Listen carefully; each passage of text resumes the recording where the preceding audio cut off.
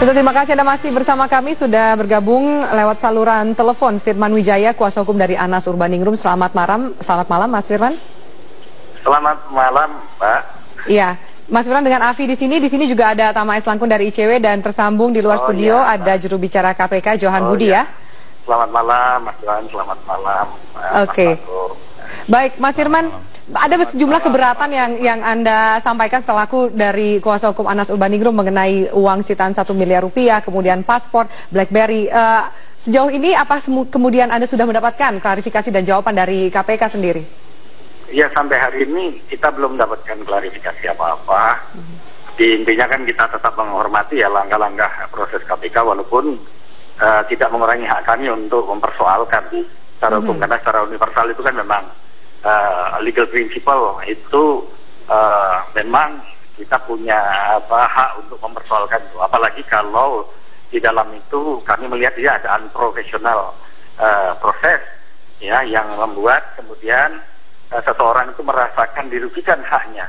Apalagi arah dan proses penggeledahan ini menurut kami jauh dari ukuran relevansi sebuah proses itu sendiri, dan setiap proses itu kewenangannya harus terukur secara faktual, baik wewenang, prosedur, dan kami cek semua. Maka itu dalam pemeriksaan itu kami kan juga selalu mengedepankan dengan klarifikasi dengan penyidik, apa ini maksudnya, apa ini maknanya, apa relevansinya. Tapi kami tidak pernah mendapatkan jawaban pada proses itu. Oke, apa alasan kemudian dari pihak Anas Urbaningrum menolak untuk menandatangani surat penggeledahan ini? Apakah itu juga termasuk? Ya, prinsipnya penggeledahan itu kan kewenangan KPK, tetap dilaksanakan. Tetapi ketika ini menyangkut proses pembuatan berita acaranya, di situ ada hak hukum. Bahwa kami mempersoalkan segi-segi prosesualnya, menurut kami secara prosedural ada persoalan. Misalnya kaitan dengan apa relevansinya kasus penyitaan ini dalam konteks kasus Mahfud Suroso, ya, kemudian dilakukan tindakan yang menurut kami secara prosedural tidak ada urusannya, relevansinya dengan pengambilan BB Anas Urbaningrum yang sebagian adalah alat komunikasi politik yang selama ini dia gunakan. Nah, ini kan menjadi persoalan tendensius bagi kami ketika proses ini tidak bisa diukur secara formil maupun secara substansial arah dan relevansinya begitu. Oke, baik, kita langsung ke Johan Budi. Mas Johan, silakan ditanggapi. Menurut kuasa hukum dari Anas, Mas Firman mengatakan proses ini tidak bisa diukur dan tidak ada relevansinya atau korelasinya dengan Mahfud Suroso. Ya, seperti yang tadi saya sampaikan ya, bahwa yang digeledah adalah tempat atau ruang atau rumah ya, di mana di tempat rumah dan ruang itu diduga ada bukti-bukti yang berkaitan dengan proses penyidikan di KPK. Ya, kemudian tentu saja apa yang ada di rumah, di tempat atau di ruang itu, jika penyidik KPK merasa bahwa ada barang yang diduga itu berkaitan dengan kasus yang sedang disidik oleh KPK, maka barang itu akan disita. Apa makna disita? Disita itu nanti akan diverifikasi ya, diklarifikasi bahwa pihak pengacara atau pihak Anas kemudian menolak, itu adalah sah-sah saja, dan itu hak setiap warga negara apabila merasa kurang pas terhadap tingkah laku atau tindakan penegak hukum, itu bisa memberikan keberatan ya. Dalam proses penggeledahan yang kemudian diikuti penyitaan, nanti pasti ada berita acara penolakan juga. Kalau apabila di sana hasil dari yang dilakukan oleh penegak hukum, dalam hal ini penyidik KPK, adalah tidak pas gitu ya, akan dibuatkan berita acara penolakan terhadap kalau ada proses penggeledahan atau penyitaan ya. Yang kedua, barang-barang yang disita, yang diamankan oleh KPK tentu akan divalidasi lebih lanjut ya. Apakah nanti dalam konteks penyelesaian atau dalam konteks pengusutan kasus, seperti yang tadi pagi dari tempat yang sama di Metro TV juga pihak pengacara mempersoalkan penyitaan paspor misalnya. Saya belum dapat penjelasan tadi pagi. Nah, tadi saya mendapat penjelasan dari penyidik bahwa penyidik rupanya memperoleh informasi yang masuk ke KPK bahwa ada informasi yang menyebut Ibu Atia Laila ini pernah bepergian ke luar negeri dengan keluarga tersangka atau tersangka ya. Ini informasi ini kan perlu divalidasi. Kenapa ini perlu divalidasi?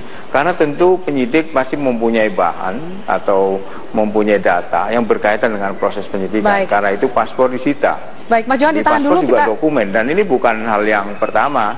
Baik.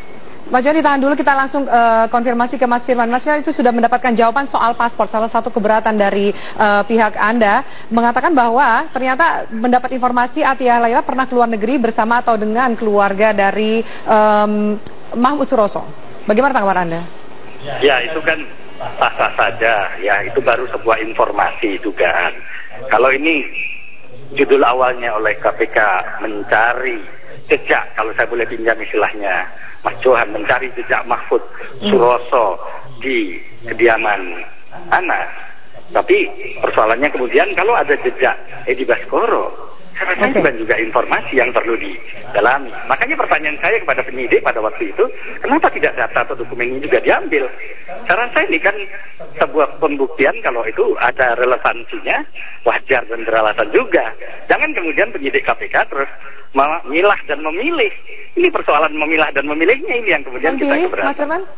Ya, memilah dan memilihnya itu kenapa hanya datanya Mas Anas saja yang diambil, sementara datanya Edi Baskoro tidak diambil. Ini yang jadi persoalan. Baik, ditahan dulu para narasumber, kami akan lanjutkan dialog ini pemirsa sesaat lagi. Tetaplah bersama kami di Prime Time News. Terima kasih Anda masih bersama kami. Saya langsung ke Mas Johan Budi. Tadi disampaikan oleh Mas Firman, disampaikan mengenai keberatan, dikatakan tebang pilih ini KPK. Soal buku Yasin saja ada yang kemudian disita, ada yang tidak. Kenapa Mas Johan? Ya, jadi dasarnya adalah penyitaan itu barang ataupun uang ya, yang ada di dalam rumah atau di ruang itu tentu yang diduga berkaitan dengan kasus yang disidik ya. KPK mendapati uang lain ya selain yang 1 miliar itu. Tapi kan tidak kita sita yang di luar 1 miliar itu. Kenapa yang 1 miliar kita sita? Karena kita duga yang 1 miliar itu berkaitan dengan kasus Sambalang dengan tersangka Mahmud Suroso. Buku tahlil Anas Urbaningrum misalnya, kenapa kita sita? Ya, di situ ada gambarnya Pak Anas Urbaningrum. Ini ya harus dijawab ya, karena tadi perdebatannya sekarang bergeser ke soal IBAS. Tadi pagi belum ada kata-kata IBAS dari Pak Firman. Ini update terbarunya Mas Johan. Jadi buku tahlil itu disita. Iya, makanya nanti akan berkembang terus ya. Makanya saya jawab satu-satu nih. Iya, silakan lanjutkan. Ya. Buku tahlil itu tahun 2009 yang ada surat Yasinnya itu juga sama kita temukan di dalam tempatnya MS ya. Jadi ini kita coba validasi sejauh mana dalam kaitan itu. Nah, pertanyaan saya, dokumen apa yang Pak Firman bilang yang berkaitan dengan IBAS, berkaitan dengan kasus Sambalang yang ada di rumahnya Atia Laila itu, sehingga kok mengatakan bahwa kenapa yang dokumen IBAS tidak disita? Apakah ada kaitannya dokumen yang mana gitu? Tadi seperti yang saya sampaikan bahwa banyak barang ditemukan di rumah, tetapi kan tidak selalu berkaitan dengan kasus yang ngawur dong namanya penyidik KPK. Semua disita, mobil-mobil disita misalnya. Ya, silakan. Meminjam istilahnya Pak Johan gitu kan, mencari jejak Pak Mahfud Suroso kan di tempat Atia ataupun Mas Anas. Nah, kali ini saya juga boleh meminjam istilah Mas Johan, mencari jejak IBAS di Anas. Nah, jadi karena rangkaian penyelidikan dan penyitaan itu kan sebuah proses yang menurut saya kan proses yang terbuka. Jadi kalau kaitannya misalnya ini sebuah penyelenggaraan acara yang dianggap ada urusannya dengan prosesi ya aktivitas politik lah ya, katakan seperti itu kan. Kalau meminjam istilah patut diduga, mestinya sejak awal semua rangkaian hal-hal yang terkait dengan ada dugaan ya dengan seseorang menyangkut aktivitas politiknya di Partai Demokrat, katakanlah semacam itu, ya saya rasa wajar-wajar saja begitu loh. Untuk ini kan tidak buru-buru langsung ditolak kan Pak Johan. Semua juga kalau boleh saya pinjam istilah Pak Johan, boleh diverifikasi, divalidasi. Pada hari itu tidak mungkin melakukan verifikasi dan validasi karena penyidik KPK mengatakan, Pak, ya kami jalankan wewenang kami. Nah, oke, saya bilang kita kan juga tidak pernah menghalangi. Justru kami mendorong. Bahkan bahan-bahan itu adalah satu rangkaian dokumen yang tidak terpisah. Tapi bagaimana kemudian ini bisa dipisahkan, dianggap ini relevan dan ini tidak relevan, padahal ini adalah sebuah rangkaian dokumen. Jadi kenapa tidak diangkut semua seperti itu kurang lebih? Menurut hemat kami. Oke, baik. Termasuk, kalau boleh saya tambahkan Pak Johan, ada juga kartu. Ya kalau bicara direct evidence dan indirect ya, bukti langsung tidak langsung dugaan. Katakan kartu anggota DPR, kartu anggota MPR, kemudian kartu nama Fox. Ya ini apa urusannya misalnya? Kan juga kita bisa secara singkat mengatakan ini tidak ada direct evidence, tapi kan akhirnya dibawa juga oleh KPK. Oke, baik. Mas silakan dikomentari argumentasi dari kedua pihak ini. Ya, tadi soal upaya penggeledahan kan sebenarnya sudah clear ya. Dalam aturan KPK juga masih tunduk pada KUHAP ya. Artinya bicara soal penggeledahan badan, tadi Bang Johan sudah cerita soal penggeledahan penggeledahan ruangan tertutup dan segala macam. Nah, kemudian jadi pertanyaan, ada pemilahan-pemilahan yang terjadi. Nah, saya sih menilai justru itu menjadi sepenuhnya kewenangan dari penyidik.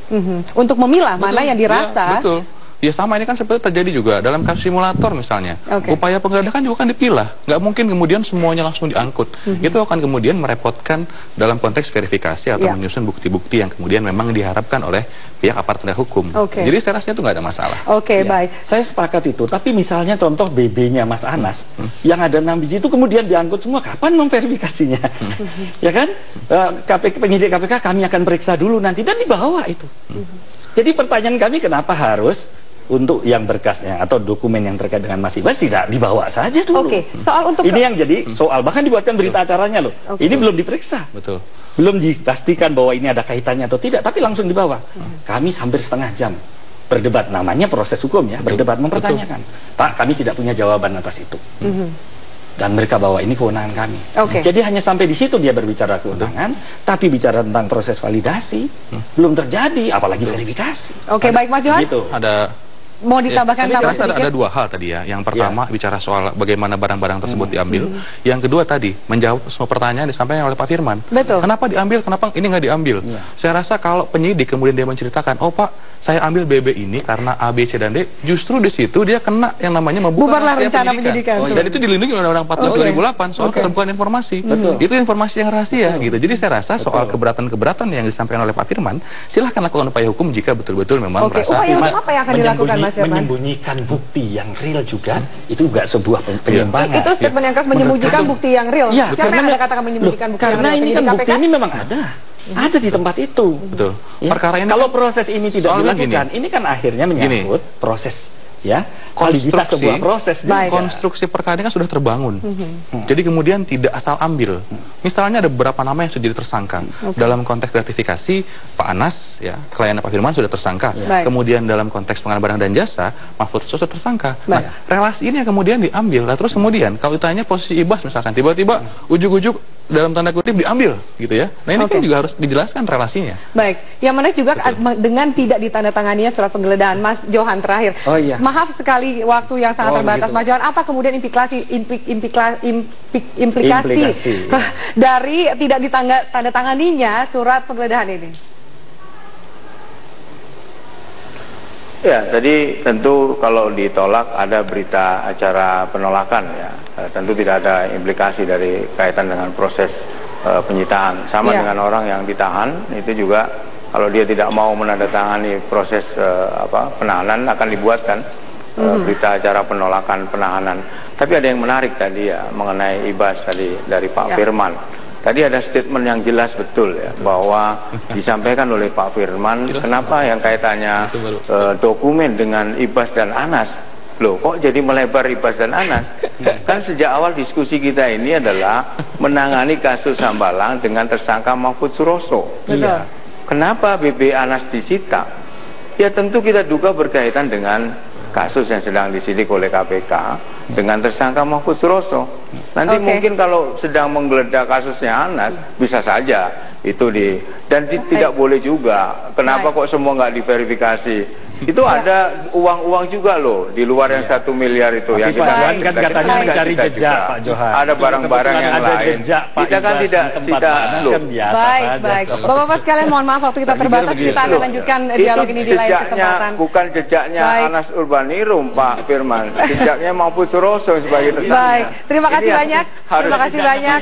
Dulu. Mas Johan Budi, Mas Firman, dan Mas Ahmad. Kalian terbuka untuk kemudian memberikan keberatan diajukan dalam proses hukum. Terima kasih banyak. Dan kita nanti lihat bagaimana tanggal 18 November Athiah Laila akan dipanggil sebagai saksi di gedung KPK. Baik.